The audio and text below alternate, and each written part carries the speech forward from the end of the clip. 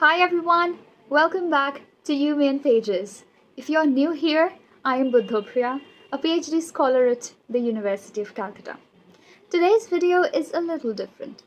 People often ask me, why did you really pursue the PhD? And honestly, there isn't one answer. Because growing up, I always knew that I wanted to teach, and I saw myself standing in a classroom as I saw my parents to do so. The way they, one of them, yes, definitely, discussed literature, exchanging ideas the way they did, and also I saw how they dealt with the students. So naturally, becoming an assistant professor and someday hopefully a professor became one of my biggest dreams. And if you really want to walk that path, a PhD isn't just an option anymore. It's a necessity, you know. Uh, so yes, part of my decision was practical. I needed the degree, but that's only half the story. The other half is when I fall in love for research, and surprisingly, that love didn't begin during my master's day. It actually started during my bachelor's. I studied at MIT University, Kolkata, and one thing I always would be very much grateful for is how seriously they introduced us to academic writing.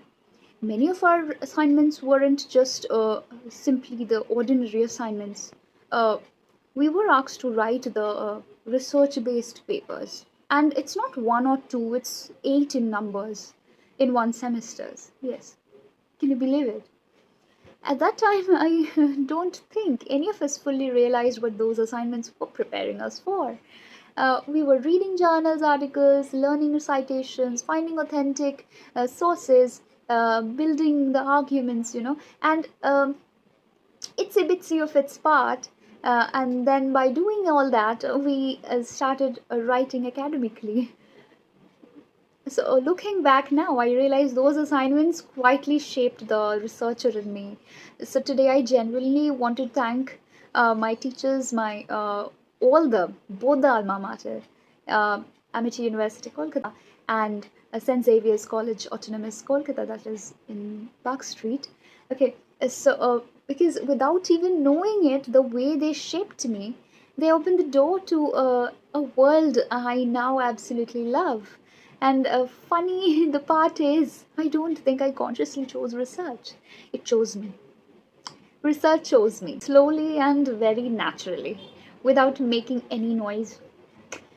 The more I read, the more question I had, the more questions, the more I wanted to read. And that's exactly what research is. It isn't about knowing all the answers, it's about never getting tired of asking better questions. So today, when I spend hours reading journal articles, highlighting books, with I will be coming up with those annotated version of things and also some aesthetic stationaries. Definitely, uh, yes, I was talking about highlighting the books and writing the notes, or simply thinking just, during the classes. I don't feel uh, like it's a kind of a work that I'm, bound around. I genuinely enjoy it right now. Sometimes people ask me, don't you get bored? Because it's a PhD and you have to live with this one topic for like 4 to 5 years. And my answer is honestly no. Because I chose something that I can sit for hours, and it was a very, very, very genuine and very conscious choice. Yes, because because every paper teaches me something new. Because everything, every every pages that I turn is just teaching me the new things. Well, I'm feeling a little hot. It's really very nostalgic to reiterate all that. Even books change the way I think, the things I read right now. Every idea opens another door.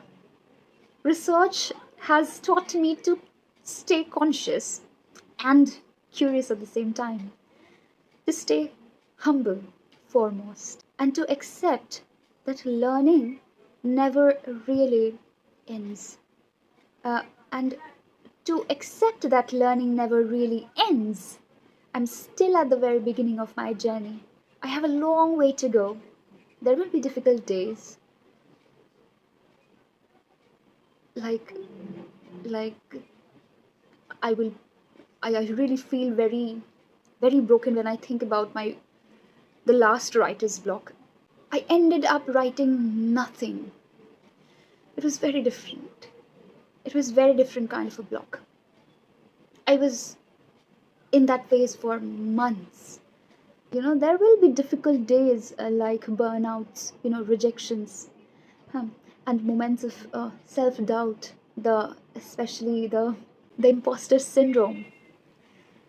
If someone asked me today, would you choose this path again? My answer would be absolutely, without a second thought, because this doesn't feel like chasing a degree anymore. It feels like I have found something that genuinely makes me happy. And I hope through this channel, you will not only see just the PhD journey, I will chit chat around that mostly, but also you will be going to see who am I behind, who am I as a person behind it, as a researcher, that person I'm talking about. The small victories, the failures, the late night readings, I'll come up with all such things. The coffee breaks that I would be taking in the cafe I had previously. Yes, the campus walks are very common. You will see them more and more, and I think things will get more creative day by day. I'm still learning. Yes. So the excitement after discovering a new idea, feels like bliss, and everything in between. If you're someone who is thinking about pursuing research, or you are already in this journey, I hope this channel reminds you that you are never alone. Thank you so much for spending these few minutes with me. If you really enjoyed listening to my story, I'd really appreciate if you have subscribed to my page, my channel, You, Me, and Pages. I post videos about PhD life, about my research, about university, about the productivity, about the slow living, because and also mostly the spirituality that I really surround myself with. I don't know if it's a cope-up mechanism. I don't know. I might censor this thing. I would be. I think I would be muting this. Whatever I just said. I'll see you in the next video. Until then, keep reading, keep questioning, and keep turning pages. Bye bye.